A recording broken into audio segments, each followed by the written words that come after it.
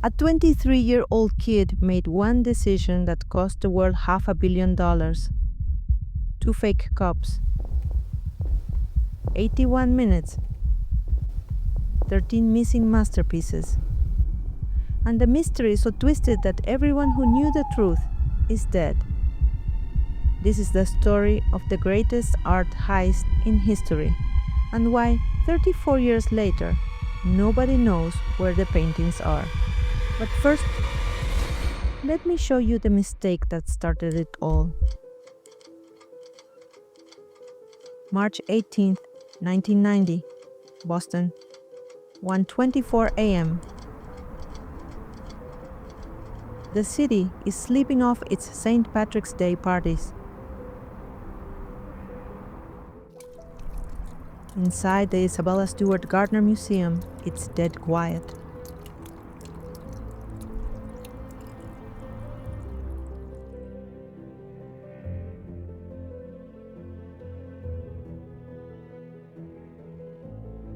Rick Abath, a 23-year-old part-time musician and security guard, is alone at the desk, watching over the Isabella Stewart Gardner Museum, worth $500 million in art. A sharp buzz cuts through the silence. On the screen, 2 Boston cops.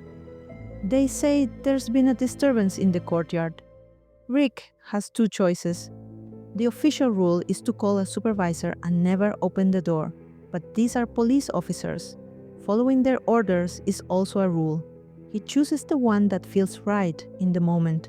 He chooses the rules of the police. The second that door opens, Rick realizes these aren't cops. One has a fake-looking droopy mustache, but it's too late. One of them tells him, "You look familiar. I think there's a warrant out for your arrest." He's ordered to step away from the desk, away from the only panic button in the building. In 60 seconds, he's face down on the floor, his hands cuffed behind him. Another guard is captured just as easily. They are both dragged to the pitch-black basement, their heads and hands wrapped in duct tape. The museum is now wide open, and for the next 81 minutes, 2 thieves have free run of the world's greatest private treasure chest. But what they stole and what they left behind makes no sense at all.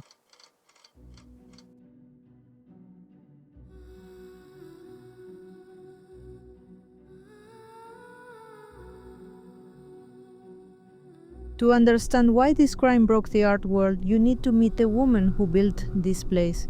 Her name was Isabella Stewart Gardner, and she accidentally turned her museum into a crime scene that can never be cleaned up. Isabella lived over 100 years ago, when women were supposed to be quiet and proper. Isabella was loud, brilliant, and obsessed with beautiful things. There were rumors she once walked a pet line down the street on a leash. She traveled the world collecting treasures nobody else could find, driven by a passion that bordered on obsession. A painting by Vermeer, one of only 34 in the entire world. A giant Rembrandt masterpiece showing a storm at sea, ancient Chinese artifacts. If she loved it, she bought it. Her collection grew so large that she needed a place to store all her treasures. So, she built them a palace, a Venetian castle in Boston. But when Isabella Stewart Gardner died in 1924, her will contained one iron-clad provision: nothing in the museum could ever be altered, not one painting repositioned, not one chair moved. This legal mechanism, filed with the Massachusetts probate court, is called a conditional bequest. If the collection is changed in any way, the entire museum and its $500 million in art must be sold at public auction, scattered to collectors worldwide. Instead, it created the world's most expensive crime scene, one that's been frozen in time for 35 years. So what did they take in those 81 minutes? This is where the mystery gets really weird. They moved with purpose, going straight to the Dutch room. They took this The concert by Johannes Vermeer, created circa 1664, one of only 34 Vermeer paintings in existence worldwide. Current estimated value, over $200 million, making it the most valuable stolen painting never recovered. Stealing this wasn't like stealing art, it was like erasing a piece of human history. They took The Storm on the Sea of Galilee, Rembrandt van Rijn's only seascape, painted in 1633. It depicts Christ calming the storm from the Gospel of Mark. Remarkably, Rembrandt painted himself into the scene, the only self-portrait he ever included in a biblical narrative. He's in the boat, gripping a rope, staring directly at the viewer. But the way they took them was brutal. They didn't unhook the paintings. They sliced them out of their frames like they were cutting up cardboard, masterpieces treated like garbage. Then they did something that makes no sense. They stole a Napoleonic-era bronze eagle finial, a flag ornament worth approximately $50,000. But to reach it, they walked directly past Titian's The Rape of Europa, created 1562, current value over $100 million. One of the most significant mythological paintings in Western art history. They ignored it completely. In total, 13 pieces of art were taken. But curiously, the real mystery is not what they took, but what they left behind. Their shopping list was so weird, it's the biggest clue to who they really were and what they really wanted.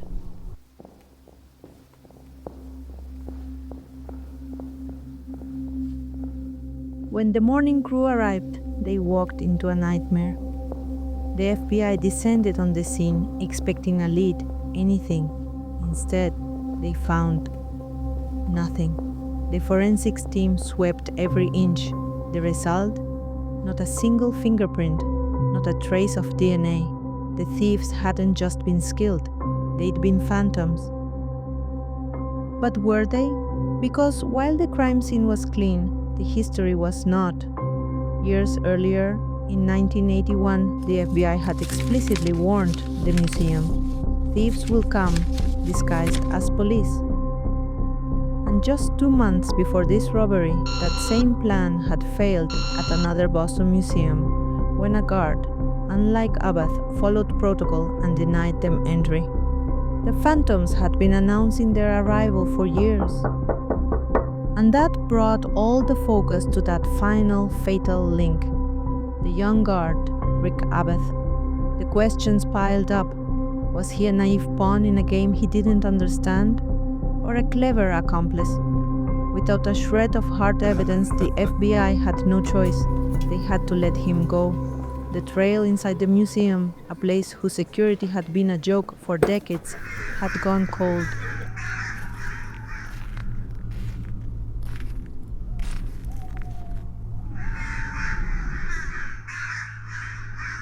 With the inside investigation stalled, the FBI turned its focus to the Boston underworld. But it often felt like chasing ghosts, because nearly every key person of interest ended up dead. For decades, their primary theory centered on a crew of local mobsters tied to Carmelo Merlino. He ran his criminal operations out of a Dorchester auto body shop. The Bureau believes he organized the heist, sending 2 of his associates, a known tough guy named David Turner and a career criminal, George Reisfelder, to do the job. But this official theory has been criticized for having what author Stephen Kurtian calls numerous holes. For one, there is compelling evidence that David Turner, a prime suspect, was in Florida at the time of the heist. The theory claims these men were thugs who robbed armored cars, bulls in a china shop. But the trail went cold almost immediately. George Reisfelder died of a drug overdose a year later. Carmelo Merlino died in prison. And David Turner, after serving 21 years for other crimes, was released in 2019. Despite his freedom, his silence hasn't changed. He hasn't said a word about the Gardner Museum case. The case seemed hopeless. But then, years later, a mobster's widow walked into an FBI office with a secret she could no longer keep. The break came from an unlikely source.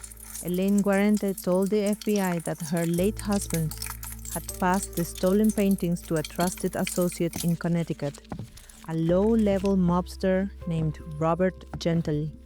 Everyone called him the Cook. The FBI was convinced he was their man. They descended on his home. They found no paintings.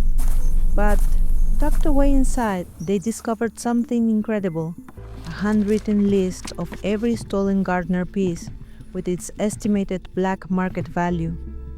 Gentile insisted the list wasn't his, but the FBI saw it as their smoking gun. They pursued him aggressively, charging him with unrelated crimes to pressure him into cooperating.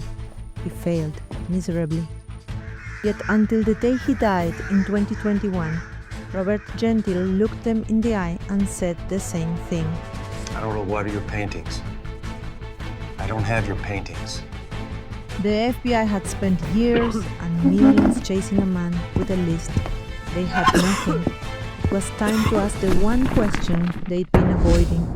What if our entire theory is wrong?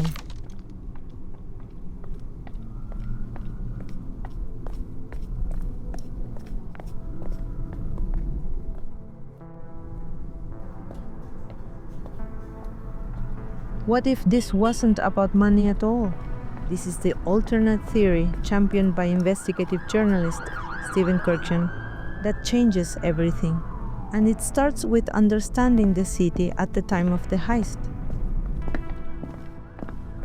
In the late 1980s, Boston was a city at war with itself. The old New England Mafia, run by boss Raymond Patriarca, had crumbled. His successor, Gennaro Angiulo, was in jail. A bloody power vacuum erupted, pitting two violent factions against each other. One loyal to Frank Cadillac Frank Salemme, the other to a rising power named Vincent Vinnie Ferrara. And Vinnie Ferrara had a supremely loyal and ambitious confidant. Meet Robert Bobby Donati. Donati was smooth, smart, and he knew art. He had learned from the master himself, legendary Boston art thief Miles Connor Jr., with whom he had previously stolen valuable paintings. Donati knew art could be used for something more valuable than cash: leverage. At the time of the heist, his crew boss and protector, Vinnie Ferrara, was in jail, facing a long sentence. The theory is that Donati told Ferrara, I'll get you out. The plan wasn't to sell the art, it was to trade it. Donati would orchestrate the heist of a lifetime and use the priceless masterpieces as a real-life get-out-of-jail-free card to negotiate Ferrara's freedom. This theory explains everything the FBI doesn't. It explains the amateurish handling of the art. They were thugs grabbing assets for a trade. It explains why the art never surfaced on the black market. It was never supposed to. It was the perfect plan with one fatal flaw. It relied on one man. Just 16 months after the heist, Bobby Donati was brutally murdered. His body was found, beaten, and stabbed over 20 times in the trunk of his Cadillac. If Bobby was the mastermind, his death left $500 million in art suddenly orphaned, too famous to sell, too dangerous to return. And now the secret of its location was buried with him.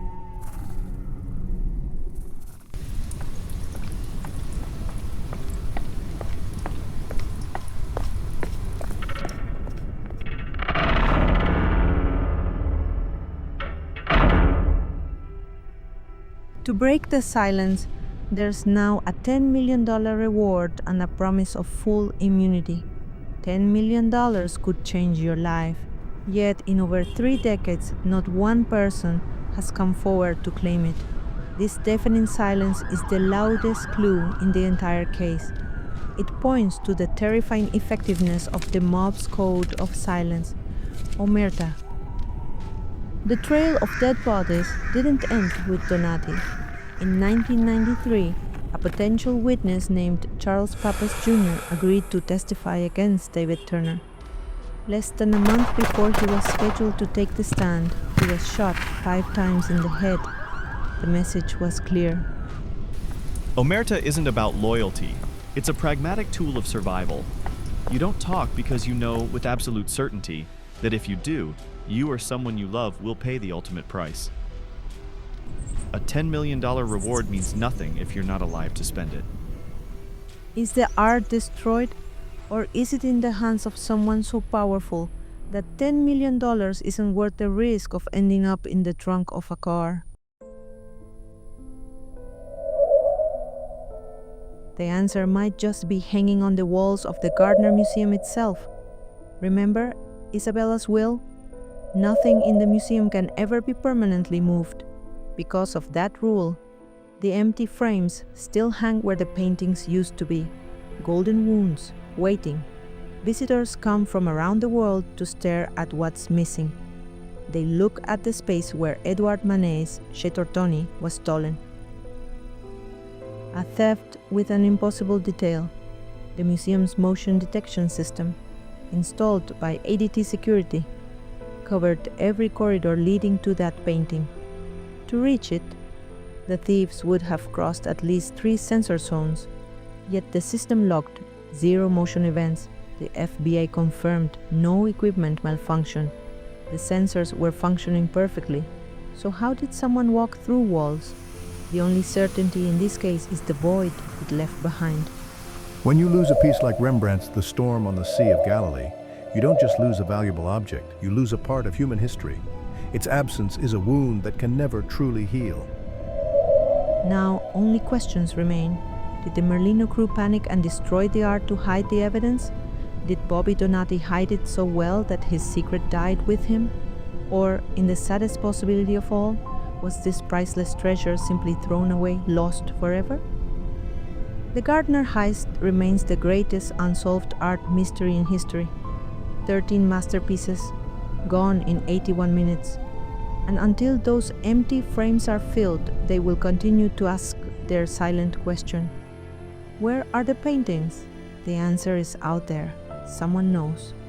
The question is, will they ever tell? The Gardner heist is a mystery that belongs to all of us now. It lives in the questions. So, what's your theory? Was it a mob job gone wrong, a sophisticated plot for leverage, or something else entirely? Let me know your theory in the comments below. I read every single one, and this is one mystery where every idea is worth exploring. If this mystery kept you hooked until the end, our next investigation will do the same.